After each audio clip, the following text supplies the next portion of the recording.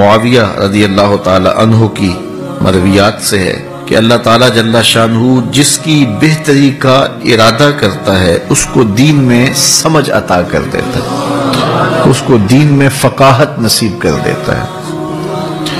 دولت کا کثرت سے مل جانا یا نہ ملنا یہ کوئی بات نہیں ہے۔ دولت اللہ انہیں بھی دیتا ہے جن پہ راضی ہوتا ہے، اور انہیں بھی دیتا ہے جن پہ ناراض ہوتا ہے۔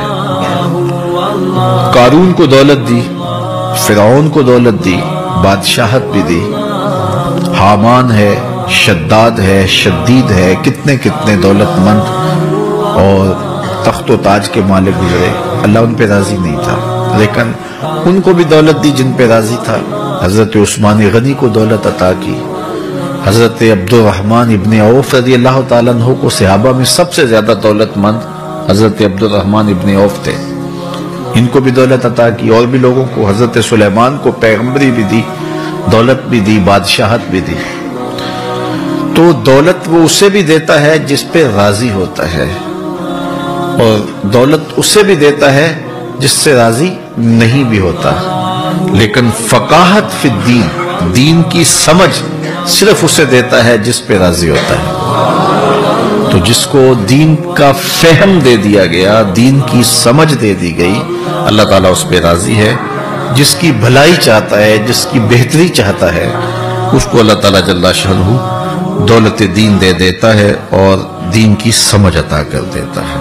حضور علیہ السلام کا ایک اور فرمان سن لیجئے، جو ایسے راستے پہ چلا جس میں وہ علم کی تلاش کرتا تھا، جو علم طلب کرنے کے لیے کسی راہ کا مسافر ہوا، سہل اللہ لہ بہ طریقا الی الجنہ، تو وہ جنت کے راستے پہ چلا، جتنے قدم اٹھاتا ہے وہ جنت کی طرف قریب ہوتا چلا جاتا ہے۔ تو راہ علم کے سفر میں اللہ نے اتنی برکتیں رکھی ہیں۔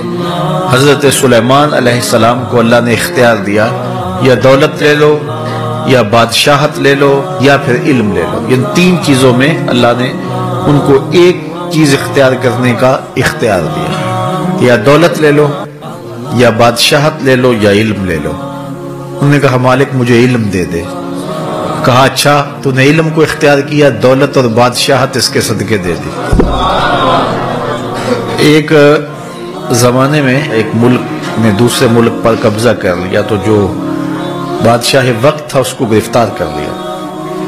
تو جب گرفتار کر کے دربار میں لایا گیا تو وہ جو دوسرے ملک کا محکوم بادشاہ تھا وہ سامنے کھڑا ہے، تو اس نے اس کو کہا کہ میں بھی چونکہ بادشاہ ہوں اور تم بھی اس سلطنت کے شہنشاہ رہے ہو، تو میں تمہیں قتل نہیں کرتا، تمہیں معاف کرتا ہوں، اور اب اس ملک میں تمہیں کوئی عہدہ دینا چاہتا ہوں، اب تم بتاؤ تم کون سا عہدہ قبول کرو گے۔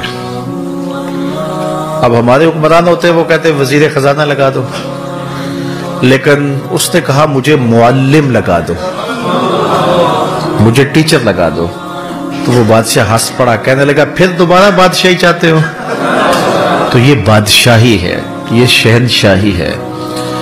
تو جو راہ علم پہ چلا وہ جنت کے راستے پہ چلا، اللہ اس کے لیے جنت کی راہیں بھی آسان کر دیتا ہے، اور دنیا پہ بھی اللہ تعالیٰ اس کو عزتوں سے نوازتا ہے۔ تعلیم و تعلم کا جہان حقیقی جہان ہے۔